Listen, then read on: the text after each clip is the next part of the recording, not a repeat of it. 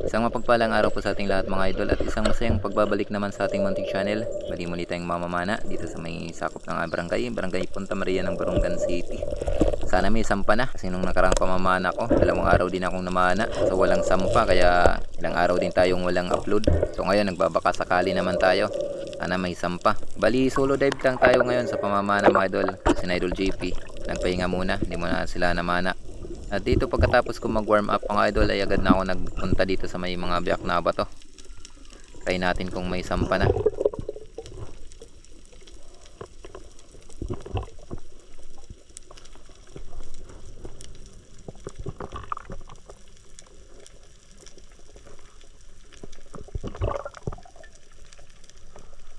At pakalapat ko dito sa batuan mga idol ay dahan-dahan ko nang ang ginapang at tiningnan itong biyak na bato na ito. Kaso napakatahimik.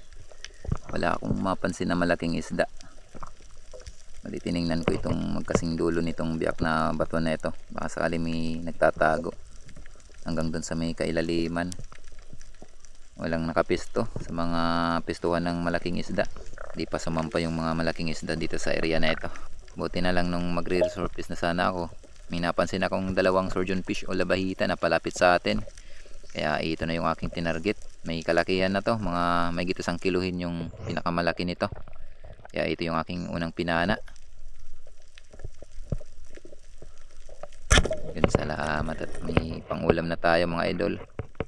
Malansa nga lang na isda ito. Pero masarap naman to na pang-ihaw mga idol.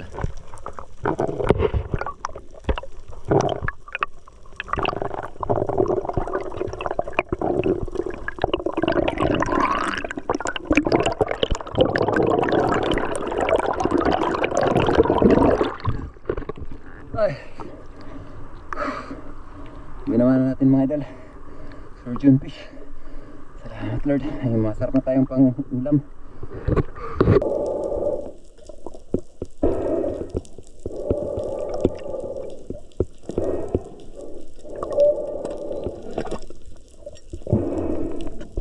At pagkatapos ko ma-secure yung unang isda, muli kong binalikan yung kasama niya.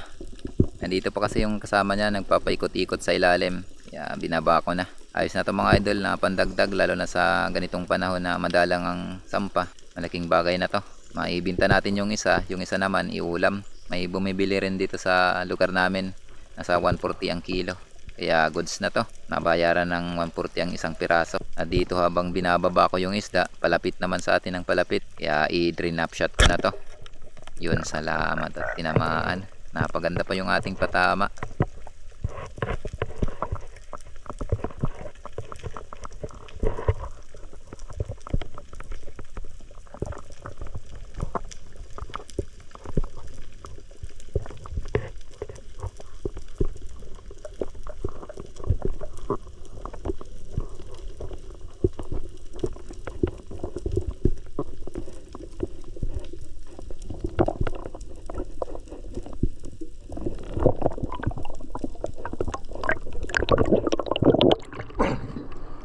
Ay, thank you Lord, nahuli natin yung kasama.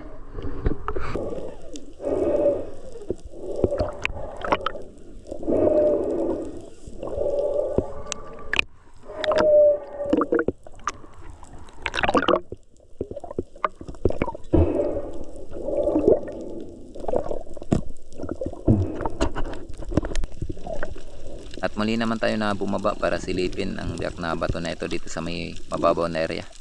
Dito yung pistuhan ng mga danoy.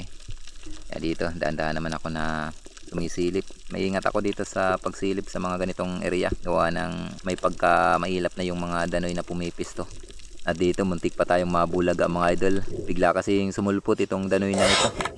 Kaya agad ko na rin ito pinana. Salamat at tinamaan. Danoy na tayo.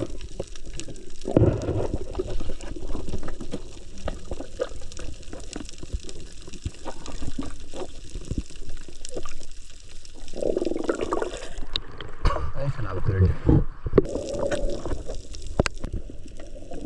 At dito may nakita akong pang-ihaw na isda mga idol. Isdang bayarungon o yellow spine unicorn. Ito yung unicorn fish mga idol na hindi lumalaki. Pero napakataba nito. Masarap ito na pang-ihaw. Kaya ito yung aking binaba. Tamang-tama at ito yung request ng mga anak ko na manghuli ako ng ganitong isda kasi paborito nila ito na pangulam, iniihaw. Nung nakaraang pamamana ko kasi nakahuli ako ng 3, ito yung inulam namin kaya nasarapan sila. Yun, salamat, tinamaan. Hindi rin nabigo yung mga anak ko.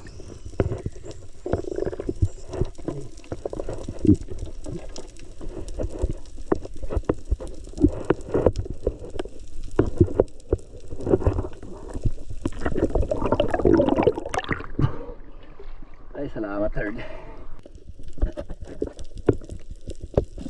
At pakarating ko sa may mga biyak na bato na ito mga idol, agad ko napansin yung grupo ng mga danoy na nagsipasukan dito sa mga biyak na bato na ito. Kaya dali-dali na ako ditong bumaba. Dito habang pababa ko tinitingnan ko yung mga biyak, baka kasi biglang sumulpot yung mga isda. Mabulaga tayo. At pakababa ko nga mga idol, ito na. May biglang lumabas na isang danoy. Kaya ito na agad yung aking pinana. Ayun, salamat at tinamaan.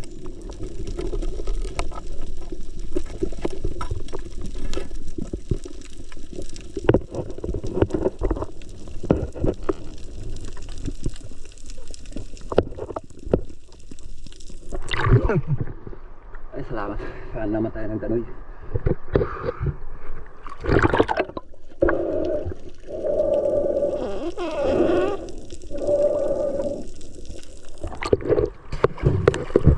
Lumakas yung agos. Salubong pa naman tayo sa agos.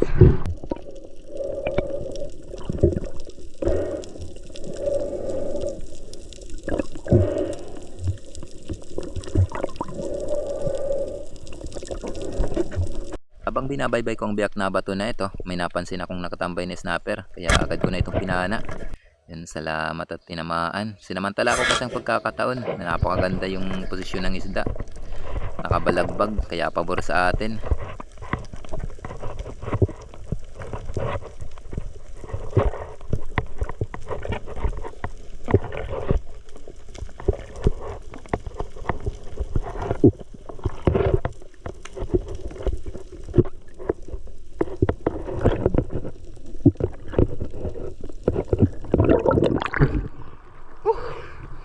Ay, salamat Lord. Nakaka ng snapper.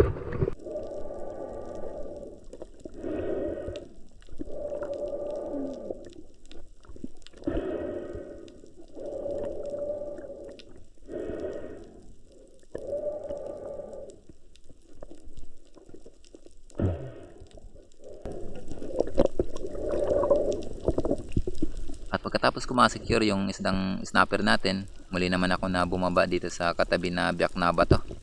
Gustuhan din to ng snapper mga idol, kaya nagbaka sakali na naman tayo. Baka sumampa yung snapper sa ngayon.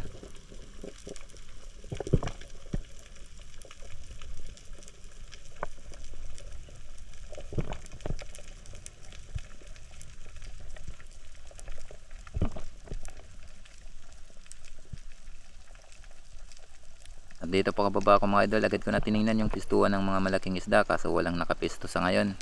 Buti na lang at nakatiming tayo na may grupo ng mga danoy. Kaya ito na yung aking pinana.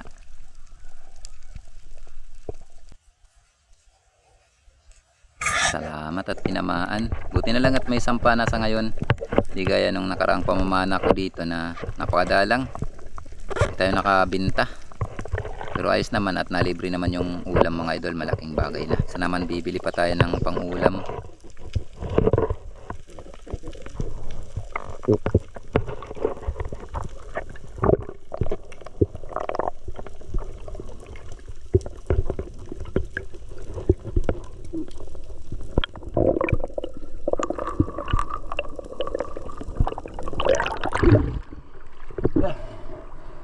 Ay, thank you Lord.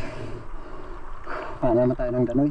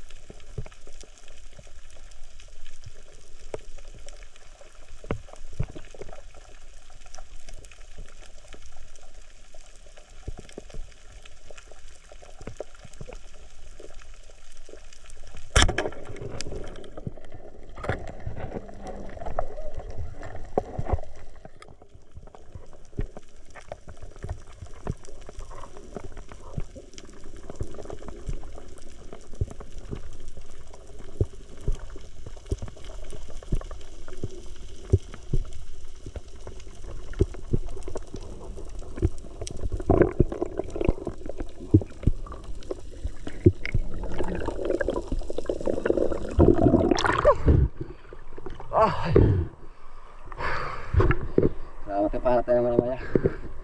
Palubog na yung araw. Alas 5:28 na.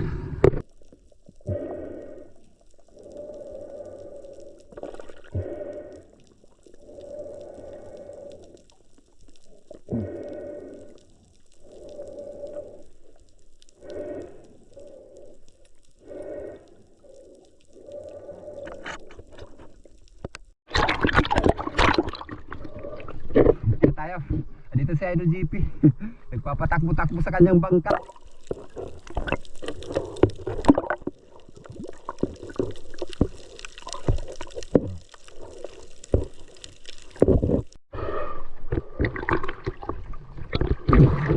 Ay.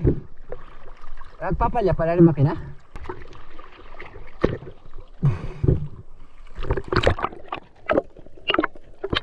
Wow, si Bay Dabel.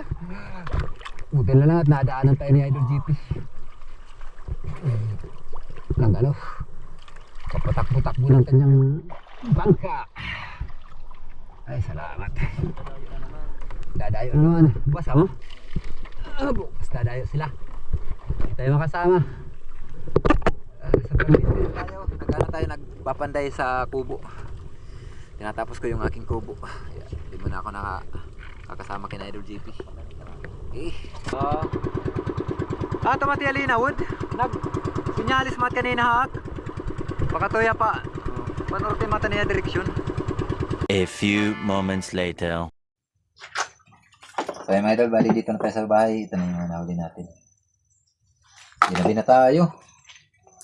Alas 6:30 na tayo nakadating dito sa bahay. Huli natin.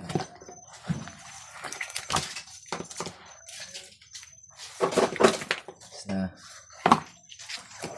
nakabawi din tayo sa ilang araw ko na lusong. Grabe, napakadala. Ilang piraso lang, itong pang ulam-ulam lang. Yan ang nahuli natin. Salamat. Tuloy natin yung mga pambinta natin. Ilang kahuli tayo ng mangrove snapper. 1 kilo and 800 grams. Sumayin na lang natin po. Pare-pares lang ang presyo niyan. Nasa 250 per kilo. Dami tayong pang ulam. Ayan. Ano na lang yung pabayaran natin dyan? 4 na kilo and 750 grams yung pababayaran natin. Giveaway na yung 150 grams. Salamat. Mahigit 1,000 na rin tayo. Babalik ka kita dyan eh. May Isa. Tidak nga. Bibinta pala nitong isa. Itong Kalingat nga. malaki. Apos. Ayan, may 1 kilo. 1 kilo na lang pabayaran natin. Pamaskuhan na yung iba. Nganin din kasi.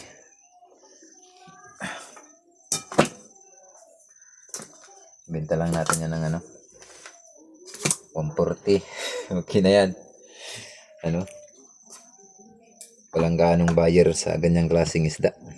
Segundang klase yan na isda dito sa amin. Ito pangulam natin, may 1 kilo.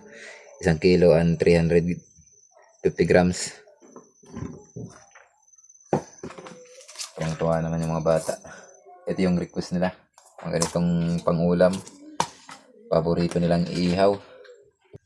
So ayan mga idol, bali yung kikitain natin dito 4 na kilo and 750 grams times 250 may 1,180 na lang. Butal kasi yung gaano na yung butal na yan na city. Tapos ito naman 140. May 1,320 din tayo sa kabuuan na kita natin mga idol. Salamat at napalaking tulong na sa pang araw-araw na gastusin natin.